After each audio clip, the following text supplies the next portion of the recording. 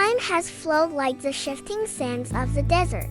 The first generation of the Exodus, those who witnessed the plagues of Egypt and walked through the divided Red Sea, has almost entirely vanished. Standing in the wilderness now is a new generation, the children of those who left Egypt. Yet, despite the change in faces, a familiar and dangerous cycle of rebellion begins again. The crisis starts when the community finds itself in a place where there is no water. Once more, the people gather in protest against Moses and Aaron. Their cries are hauntingly familiar, echoing the same bitter complaints of their fathers from 40 years ago. Why did you bring us here to die? Would that we had died when our brothers fell before the Lord. This place has no grain or figs, no vines or pomegranates, and there is no water to drink. Though 4 decades have passed, the spirit of discontent and the longing for Egypt remain unchanged. Moses and Aaron go to the entrance of the tent of meeting and fall face down in prayer. Then, the glory of the Lord appears to them with a specific instruction. God tells Moses to take his staff, gather the assembly, and speak to that rock before their eyes so it will pour out its water.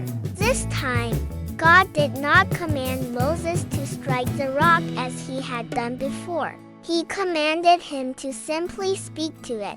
However, Moses is weary, his spirit exhausted by decades of stubborn rebellion from the people.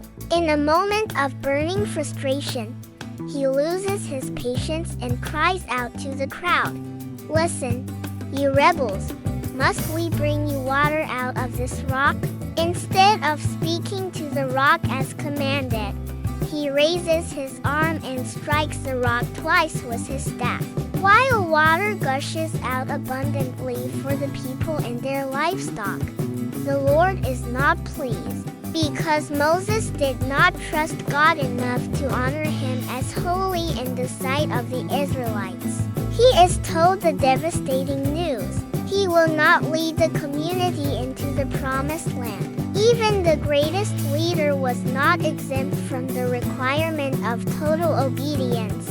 The journey grows even harder as the king of Edom refuses them passage, forcing the Israelites to take a long and grueling detour. Discouraged by the way, the people speak against God and Moses once again, detesting the miserable manna God had provided. In response, the Lord sends venomous snakes among them. They bite the people, and many Israelites die in the dust of the desert.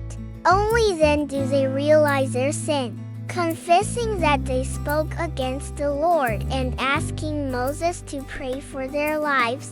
God's solution is as unexpected as it is profound. Make a bronze snake and put it up on a pole. Anyone who is bitten can look at it and live. God didn't tell them to run or to fight the snakes. He told them to look. Those who looked at the bronze snake lived. Those who refused died.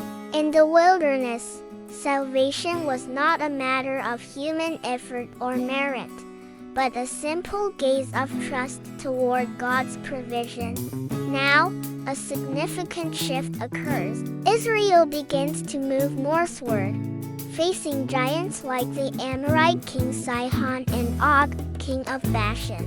The people who once felt like grasshoppers are now defeating the very giants that terrified their parents. Faith has finally replaced fear. Even when King Balak tries to curse them through the seer Balaam, God intervenes, turning every intended curse into a powerful blessing. The book of Numbers ends with a new census. The old, unbelieving generation is gone, and a new generation is prepared to step forward into the promise. The wilderness was not merely a land of failure. It was a place of refinement where God humbled his people to make them look to him alone. Now, standing on the edge of the Jordan, Moses begins his final sermon. He reminds this new generation of the law and the weight of their choice. Our next story, Deuteronomy. Remember and choose. The promised land is right before you. The journey continues.